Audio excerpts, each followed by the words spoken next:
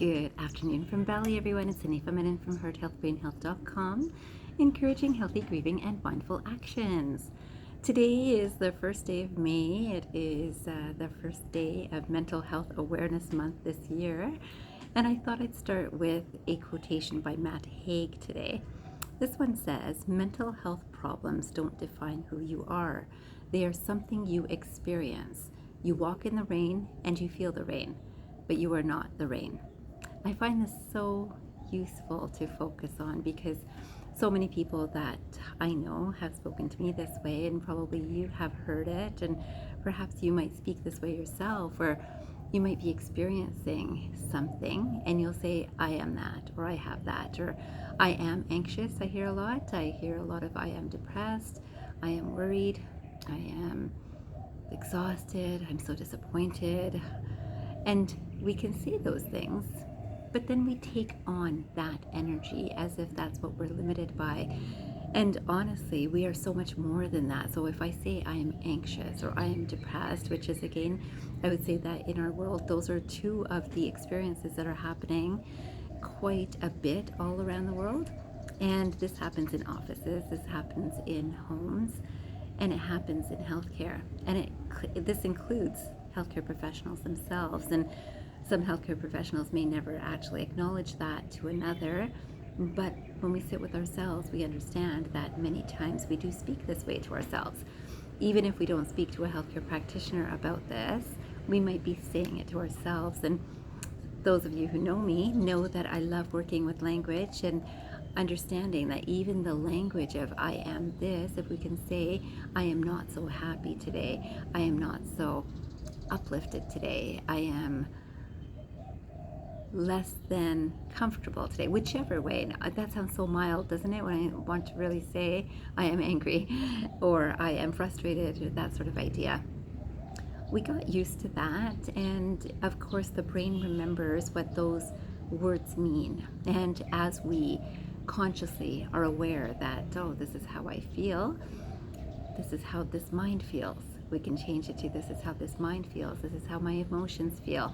And that's one thing. And then the other thing is not to say that I am that, because I am so much more than that. And most of us know that in this moment a person might be less than happy. And in that, it's just that awareness of this is a moment that I'm in. Some kind of extend this into "I'm always like this," or "they're always like that." So then we put that judgment onto others too. And I thought I'd follow with this quotation by Plato. And it says, "In everyone there is an eye of the soul, which is more precious far than 10,000 bodily eyes, for by it alone is truth seen." By it alone is truth seen. So what is this eye that's stronger than 10,000 eyes? And I find it so interesting, this mind finds it so interesting, that these sorts of concepts have been around for quite a bit of time. And a lot of times people might move into religious moods to say that, "Oh, spirituality taught me this," and this mind knows that there's a God, which we could use God, and so that's, the eye in the sky sort of idea. This can be really personal too, and certainly non-dual thinking thinks of it this way, and I would encourage us to think of it this way. Certainly Carl Jung was talking about this too, but Carl Jung also had a lot of influence of awareness of various religions. But this quotation I thought was fitting to try to understand what is this eye that's, stronger than so many eyes. It says the third eye is the inner eye of the unity. The third eye is the inner eye of the unity. I had to read this word properly because it's not written so nicely on this text. That perceives all things as one. Perceives all things as one. And if we think of the divine that flows through all of us as one, or there is a consciousness that flows through all of us as one, if your inner eye is not open, your outer vision will only lead you into illusion, division, fear, and desire. Illusion, division, fear, and desire. And guess what? Aren't we seeing a lot of this in the world? And sometimes we'll be pulled into those energies ourselves from this collective consciousness. Now, this is if we are not opening our inner eye and we're only open with the external eyes that we're looking with, we will work with the brain connected to our eyes. And when we can work beyond the brain, beyond the mind, we move into a space of, I'm going to say, higher consciousness. And this is something that allows us to start accepting the unity of all things. And this would mean that the same consciousness that flows through me is in the consciousness of a river that knows exactly where to flow, is in the consciousness of rain that comes down. And we started with rain with this video today. And this idea of just knowing that there's an inherent nature and wisdom about things that many times people forget in the day-to-day hustle and bustle and moving into the next task to do, the next person to speak with, the next email to respond, or the next worry to overcome. And when we look at this, we can see that we've got all of it. We are aware that there's so many emotions in all of us, and in a particular moment we can be in a really great emotion, in another moment right after we could be in a not such great emotion. And this of course then brings in mindfulness, and this I'm bringing into this series because again in terms of alchemy, we need to understand what base we're working from. And when we're working from a foundation that's united, which is talking about everything that is, it doesn't become divisive in terms of I'm dividing this from that. This is when it's good and this is when it's not so good. And this whole idea of separating things into good and not so good is something that creates division. And so I can look at a person and think that's not so good. I can look at a behavior and think that's not so good.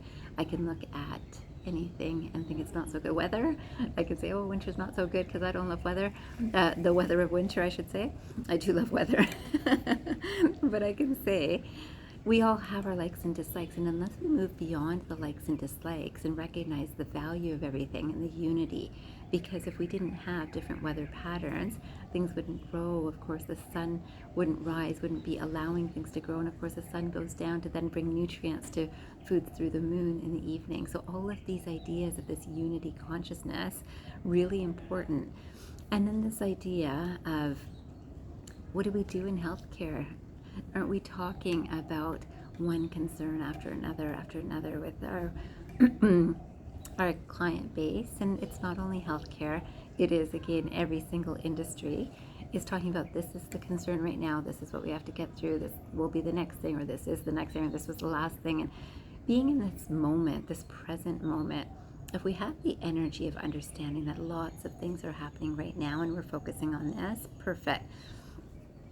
In healthcare, it's not so easy because between clients, sometimes even during one client, there's a lot of not easy information that may be shared.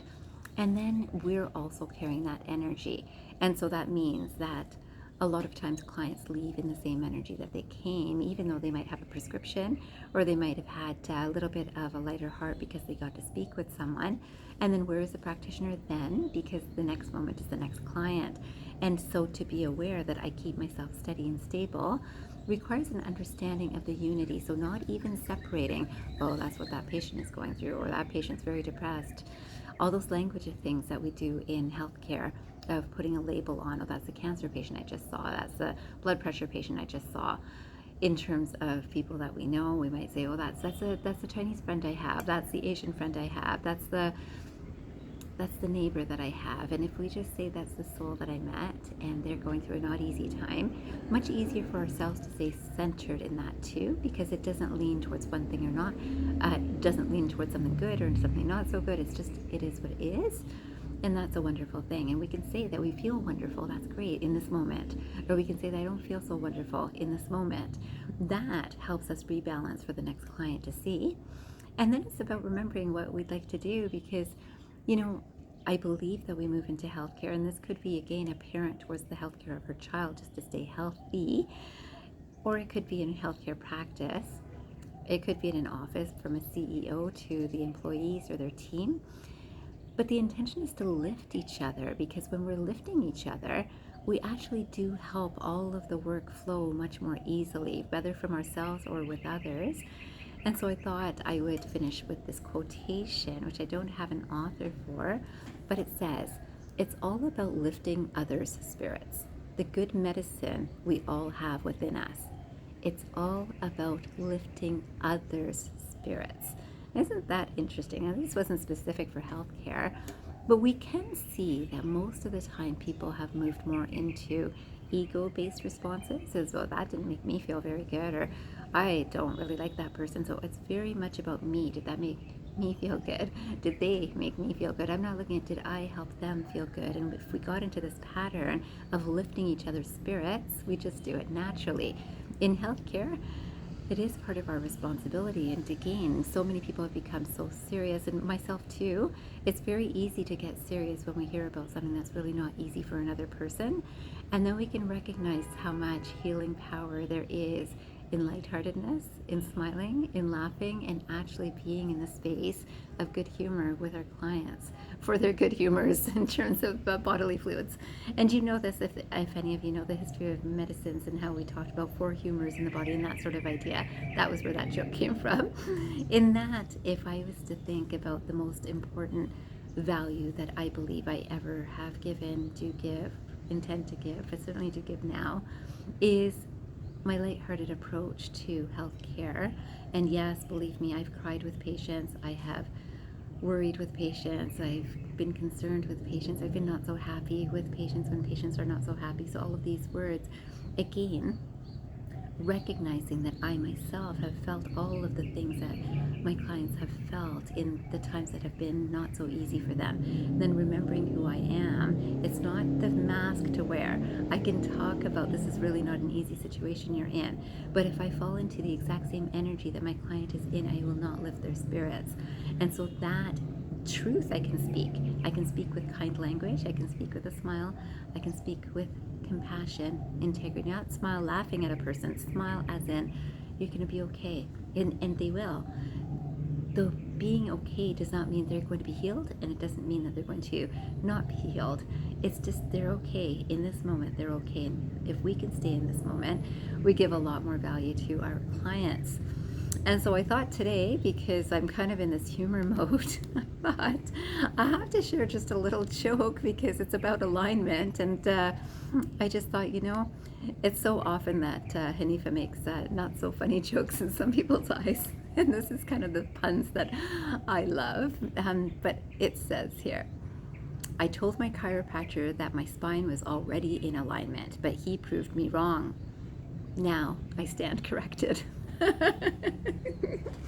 Silly, silly, silly. And would I end up patient visits like this? Sometimes during the visit, sometimes just something comes up into my mind that's amusing about what's being talked about in the moment. And you can be in this space and forget not that it is really lifting to see a practitioner light, helpful, kind, compassionate, and these are our natures. By human nature is this. And if we all get ourselves in alignment with that, we will actually make a much bigger difference in our practice of healthcare or in our relationships in any work situations that we're in, with people on the street or with our family members. I wish this for all of us, and I hope you remember you've got humor in you. This is part of your alignment.